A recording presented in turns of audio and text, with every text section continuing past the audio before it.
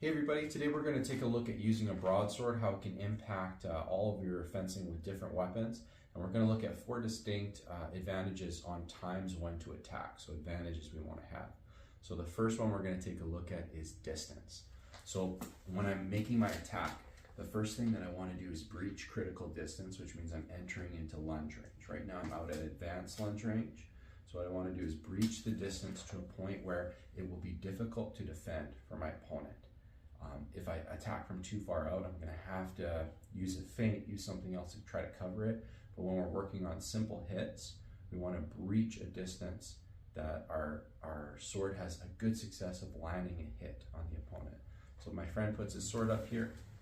What I'm going to do is creep into distance, and we can play this on a game where we have an attacker and a defender. I'm going to find that distance where I can make a simple, either direct hit or indirect, but a simple attack on my opponent.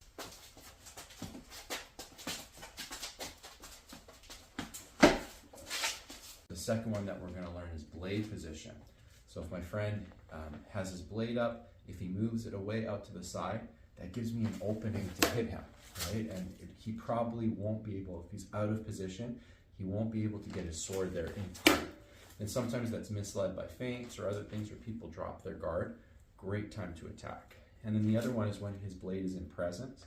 If I go for something called opposition, which is really like strong over weak, maybe true edge over flat, if I can get it, maybe some added depth to it, hitting here.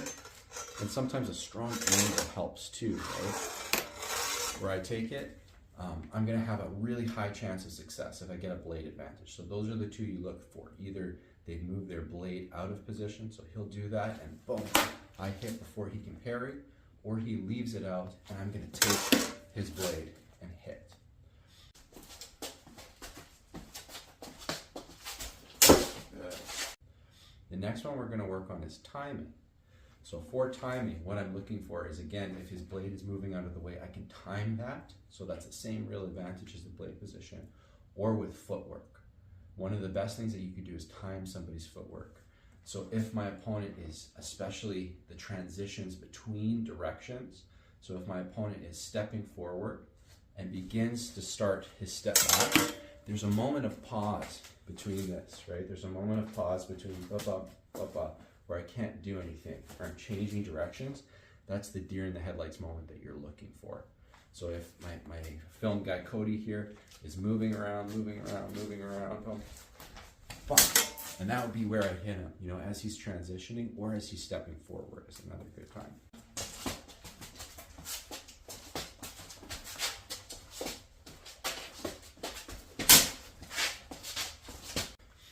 And finally, we're going to talk about body position. So the next advantage that we're going to do is I'm either going to traverse off to the side like this, so I gain an angle away from his blade, and that gives me an opening. That's a very simple way to do it. Or the other one is I can move towards his blade when I'm making an attack. So I move towards it here, and then I attack, and what that does is it completely dominates his blade. It takes over so that it's a very off position, uncomfortable position for his blade where he can't defend.